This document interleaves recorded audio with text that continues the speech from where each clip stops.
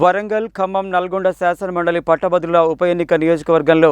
Vote హక్కు ఉన్న కేంద్ర రాష్ట్ర ప్రభుత్వ ఉద్యోగులు ఈ నెల 27న శాసనమండలి ఉప ఎన్నికకు జరిగే పోలింగ్లో ఓటు హక్కు వినియోగించుకునేందుకు గాను స్పెషల్ క్యాజువల్ లీవ్ మంజూరు చేస్తూ కేంద్ర ఎన్నికల సంఘం ఉత్తర్వులు జారీ చేసిందని జిల్లా కలెక్టర్, జిల్లా ఎన్నికల అధికారి, వరంగల్, ఖమ్మం, నల్గొండ శాసనమండలి పట్టభద్రుల ఉప ఎన్నికల రిటర్నింగ్ అధికారి దాసరి హరిచందన తెలిపారు. ఈ అవకాశాన్ని ఓటర్లు సద్వినియోగం చేసుకోవాలని కోరారు.